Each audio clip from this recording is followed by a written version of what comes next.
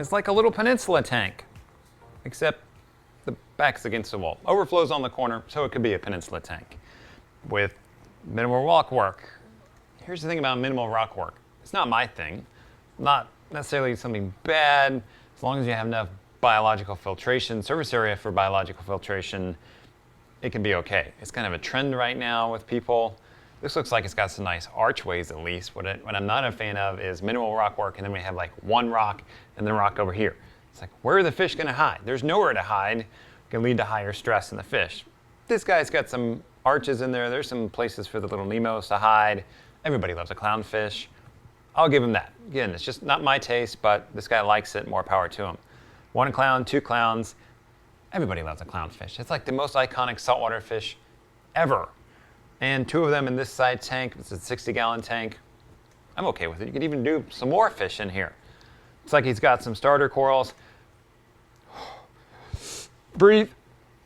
Xenia and GSP. It's okay. I'm gonna make it. Understand? Xenia is a great starter coral. It pulses. Usually people tell me the wife like it, so they have to put it in the tank. GSP, it moves in the flow. It looks like grass. Again, I get it.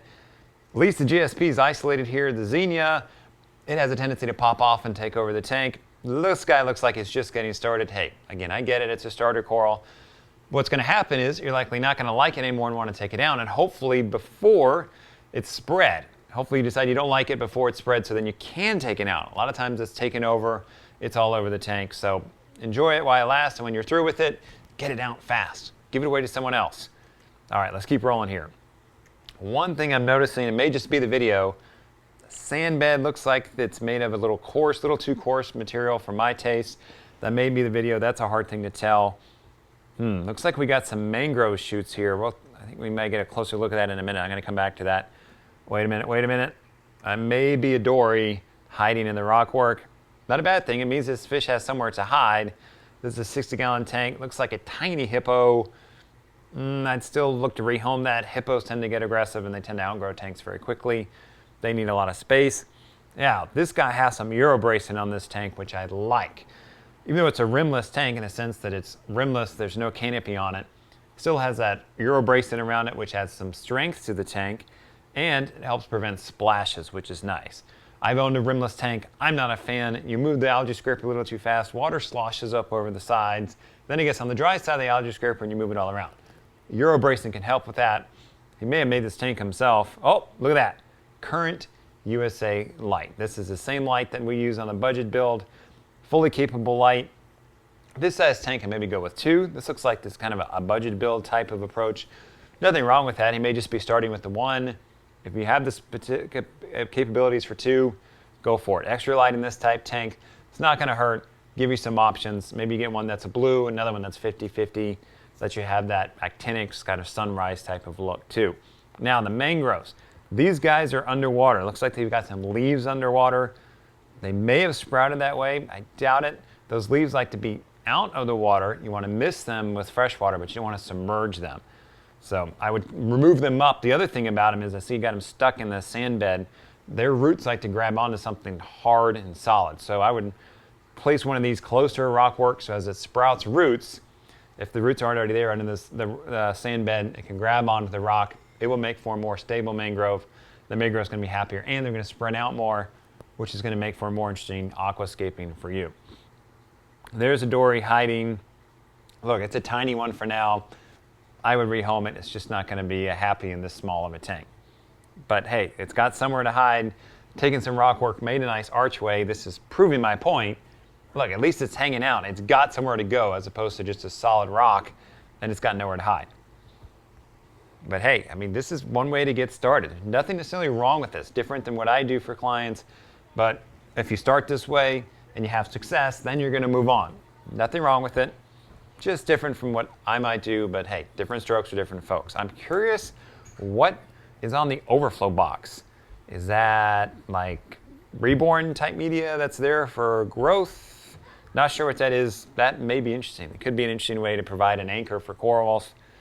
Curious about that one. Got a toadstool leather back there. Again, adding another light here, give you some 50-50, some blues would help. Oh, look at this. It even has a sump thought it was more of an all-in-one. This is great. Once you've had a sump, you'll never go back. This is fantastic. This looks like a tank that's been turned into a sump, but again, at least you have a sump. It's better than no sump. We've got a filter sock here. Now you got the tube coming down here. This is a piece of flexible PVC. I'm okay with that. Look, I would secure this somehow, clamp it off, maybe put a fitting in there so you can glue it down. You don't want that thing to flop out accidentally and then leave water all over the floor. So take the effort, secure it in some way. Let's say we got a bubble magnet skimmer. Look, those work okay. I mean, for a budget build, sure, they're going to get the job done. Like, once you have success here, you're going to want something better the next round, but if it gets you started and you have success, great. Now, bio pellets. Interesting. So we've got a 60-gallon tank with 3 fish in it, from what I could tell, and bio pellets. I'm curious if there's actually a nutrient issue that requires the bio pellets. I don't have a problem with bio pellets. I use them when the tank tells me that it needs it. So when I'm getting nitrates over, let's say 10 for an SPS tank, this looks like this is more of an LPS tank. So if the nitrates are getting over 20, then I would look to go to bio pellets. So if there's a nutrient issue there that's causing them, don't have a problem with them. If you're just sticking them on to stick them on, your tank may not need it. But it's there, and bubble magnets is there working. Again, something to get you started. Nothing wrong with that. It's all part of it. At least you have a good skimmer. My first skimmer was the Coral Life Super Skimmer. I didn't have that skimmer for long. Let's leave it at that. What else? Oh, okay. We've got some, looks like a carbon reactor over here. Sand bed in the sump. This is probably going to be a refugium. What's my take on a sand bed in the sump with a refugium? I used to do it. It always tended to make a mess, so I stopped doing it. Nowadays, more and more of us are using Kato, which likes to tumble, or even Chlorpa. I don't have a problem running Chlorpa in my tanks for a refugium. I don't feel the need for a sand bed. I found it makes a mess. It's working for this guy. Sump looks nice and clean. I wouldn't put it in there if it wasn't in there already. If it's already in there and it doesn't make a mess for you, I would leave it. All right, let's see. What else we got going on? We've done a little wire management here too. Look, that's nothing wrong with that.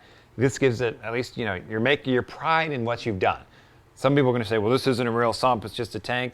Look, I get it, but this guy's taking pride in what he's done, in clean insulation. He might have even put these baffles in himself. The sump is clean. He's got some wire management going on. He's clearly proud of what he does. He's taking time to make what he has look good. And again, there's nothing wrong with what he has. It's just different, and he's taking the effort to do a good job, keep everything clean. Here's our carbon reactor. I don't have a problem with running activated carbon. This looks like it may be sitting in a 2 little fishies type of meaty reactor. Great way to run it. Just make sure you're not running a lot of flow through there. And also make sure your pump isn't pulling up too much detritus. Looks like in this case he's got a partition between the refugium and that back chamber where he has the pump that's powering the meaty reactor that may be his return pump too. Great way to do it. Keep that junk away from the return pump. All this is good. Now you got a heater in there. If you're not already, I would make sure you run that heater on some kind of separate controller. The controller that has temperature gauge. JBJ makes one. That's not a lot of money. Even Cobalt, they have a Cobalt heater. They make one.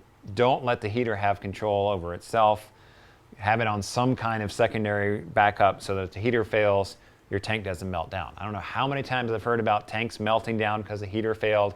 So put a thermostat, some kind of secondary control behind the heater so that if the heater melts down or if it keeps running, that secondary control cuts it off. Other than that, look, this is one way to get it done. This looks like almost like a budget type of build. Nothing wrong with that. He's got some fish in there. He's got some corals. A couple little tweaks I would make to it. Again, as the budget expands, maybe you can add another current USA strip of just blues. That way you get some nice actinic as opposed to daylight all the time. Nothing wrong with daylight all the time. It's just nice to have some blues to really make those corals. The colors come out and pop as they start to grow. He's got a sump. Once you've had a sump, you'll never go back. Using some gear here that's going to get him started, so he'll have success. And then very likely he's going to move on to the next tank. Probably going to upgrade his gear at the same time, and he'll have this video and these photos to always remember, hey, that's where I started. That's where I came from. I'm the same way. I started with a sump that someone made for me. I had some no-name skimmers on there, some stuff that worked just okay.